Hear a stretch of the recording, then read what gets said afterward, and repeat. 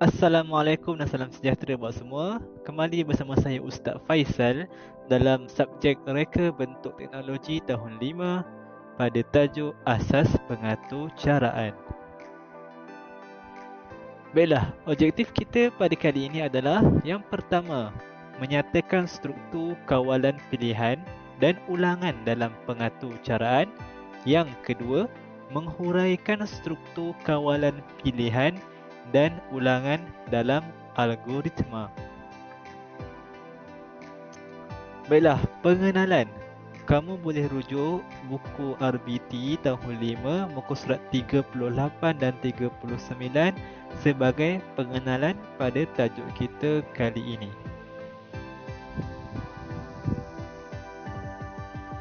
Baiklah, mari kita lihat dialog di antara kedua orang murid bersama dengan gurunya. Okey, murid perempuan bertanya, "Cikgu, bagaimanakah robot ini boleh bermain bola?" Cikgu pun jawab, "Ada atur cara yang dimasukkan ke dalam mikro pengawal robot tersebut untuk bergerak sama seperti robot ini." Anak muridnya yang seorang lagi pun menjawab, "Hebatnya." Kemudian anak murid lelaki itu pula dalam kepalanya berfikir, "Saya ingin belajar membuat pengatur caraan supaya boleh memberikan arahan kepada robot ini." Asas reka bentuk pengacaraan. Yang pertama, struktur kawalan pilihan mempunyai 3, iaitu pilihan tunggal, dui pilihan dan pelbagai pilihan. Seterusnya, struktur kawalan ulangan mempunyai 1 sahaja, iaitu selagi ataupun while. Mari kita lihat satu persatu. Maksud pengatur caraan. Pengatur caraan adalah set arahan yang mengarahkan komputer melakukan suatu tindakan, ataupun dalam bahasa orang putihnya kita panggil programming. Okey, mari kita lihat apakah itu struktur kawalan pilihan. Struktur kawalan pilihan merupakan satu langkah yang mempunyai 2 atau lebih set tindakan sebagai pilihan untuk dilaksanakan. Contohnya kamu boleh lihat pada vending machine, mesin air gedegang yang kamu nak beli air tin selalu tu kan. Di situ kamu boleh pilih berbagai jenis makanan yang kamu hendak. Antaranya ada air tin, ada jajan, ada makanan-makanan ringan yang lain. Kamu boleh pilih berdasarkan dengan butang-butang yang ada pada mesin tersebut. Okey? Itu adalah salah satu contoh mesin yang menggunakan struktur kawalan pilihan. Apakah itu struktur kawalan ulangan pula?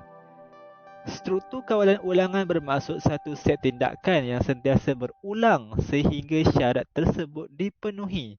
Jenis set tindakan ada 1, iaitu selagi ataupun while. Seperti mana yang kita selalu jumpa pada lampu isyarat, iaitu lampu isyarat tersebut akan sentiasa berulang daripada lampu hijau ke lampu kuning dan ke lampu merah, dan akan berulang selagi mana lampu isyarat itu masih berfungsi. Kita boleh lihat juga contoh yang lain seperti mana yang ada di siren. Contoh kenderaan yang ada siren adalah ambulans.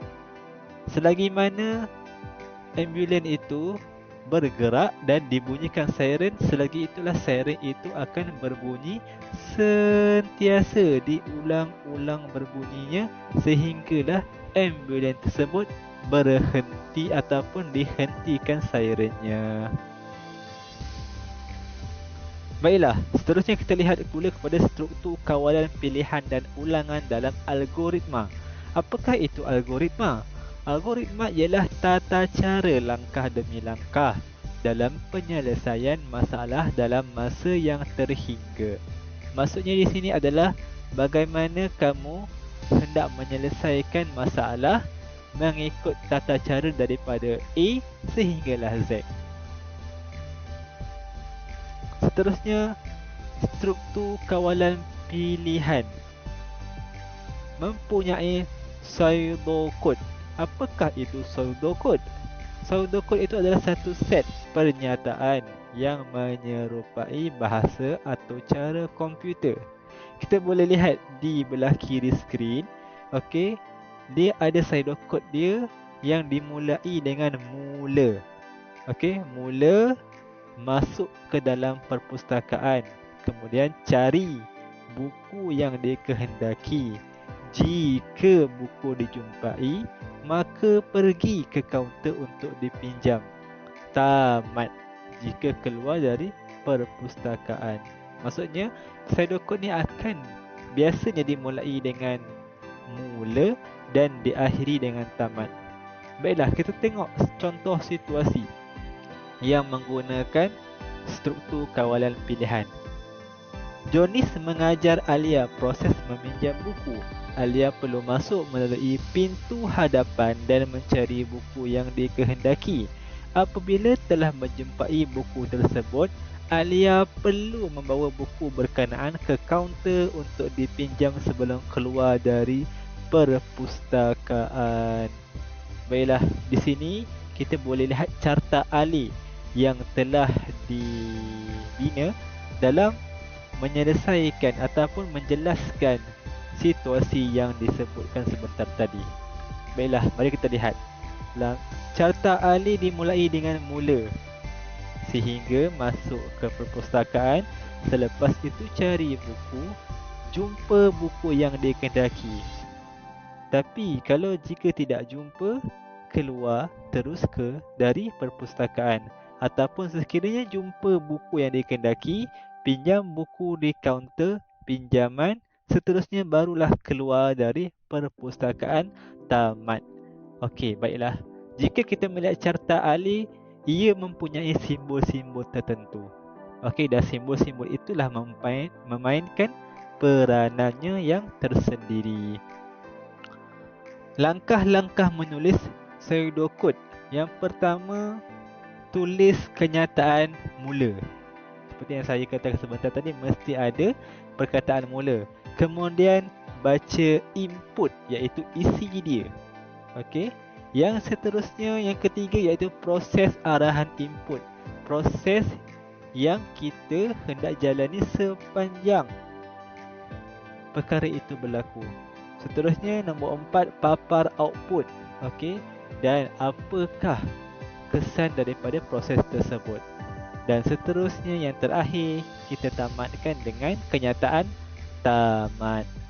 Okey. Baiklah, struktur kawalan jika hanya akan melaksanakan sesuatu pernyataan jika didapati benar. Seperti yang kita lihat tadi, dia ada dua situasi. Okey, Alia nak pinjam buku. Jika Alia jumpa buku, Alia akan pergi ke kaunter. Jika, okey, jika Alia jumpa buku, Alia akan pergi ke kaunter dan pinjam. Jika tak jumpa, Alia akan terus keluar daripada perpustakaan. Kita gunakan struktur kawalan perkataan dia apa? Jika kita struktur kawalan pilihan. Okey? Okey, seterusnya kita pergi pula kepada struktur kawalan ulangan. Okey, ada dua tadi, struktur kawalan pilihan menggunakan kenyataan jika. Okey, beza pula pada struktur kawalan ulangan. Struktur kawalan ulangan menggunakan perkataan selagi apabila bilangan ulangan pada arahan tidak diketahui. Mari kita lihat contoh situasi. Jonis dan rakan-rakan mempunyai latihan sukan di padang sekolah. Mereka perlu beratur di trek larian. Cikgu mengarahkan mereka agar membuat larian sebanyak 3 pusingan untuk memanaskan badan. Baiklah, dalam arahan cikgu tersebut, mari kita tengok pseudocode-nya. Okey, pseudocode mesti mula dengan perkataan mula. Beratur di trek larian. Okey. Lepas tu proses dia apa? Berlari perlahan mengelilingi trek. Selagi belum cukup 3 pusingan, teruskan larian. Jika telah tamat ataupun bila telah tamat, selagi itulah Bila telah tamat, barulah berhenti larian tersebut. Okey? Tapi sekiranya jika, selagi, maaf, bukan jika yang tadi. Jika tadi struktur kawalan pilihan. Okey, struktur kawalan ulangan kita menggunakan selagi. Okey, selagi belum cukup 3 pusingan, selagi itulah Jonis dan rakan-rakan perlu lari sehingga cukup 3 pusingan. Okey, ataupun kita tengok pada carta alih. Okey, dalam bentuk carta alih dimulai dengan mula, beratur di trek larian, berlari perlahan mengelilingi trek. Jika belum cukup 3 pusingan, teruskan larian. Jika telah selagi belum cukup 3 pusingan, maafkan saya, selagi belum cukup 3 pusingan, teruskan larian. Okey. Bila dah habis larian, tamatkan larian. Okey. Itu adalah dalam bentuk carta alih. Seperti yang saya bagi tahu sebentar tadi, setiap simbol carta alih tersebut mempunyai nama dan fungsinya yang tersendiri. Okey, simbol pertama berbentuk bujur tersebut.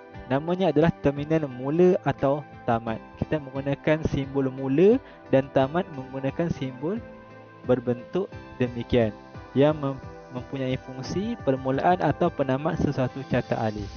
Yang seterusnya, simbol segi empat tepat yang bengkok sedikit. Okey. Namanya adalah input atau output. Okey. Kita gunakan fungsi dia untuk apa? Membaca input atau memaparkan output, seperti mana yang kita tengok pada carta alih. Di mana tempat dia? Okey. Di mana tempat dia? Cuba kamu lihat. Okey. Simbol ketiga adalah segi empat tepat, iaitu proses, iaitu mempunyai fungsi arahan untuk memproses input.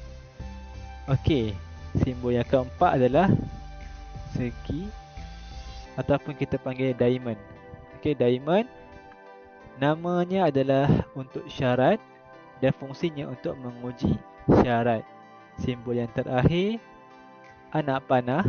Okey, nama untuk aliran aktiviti, fungsi menunjukkan aliran aktiviti. Okey. Okey, baiklah. Sekian saja daripada saya, Ustaz Faisal. Kita jumpa pada sesi pembelajaran yang akan datang. Assalamualaikum. Bye-bye.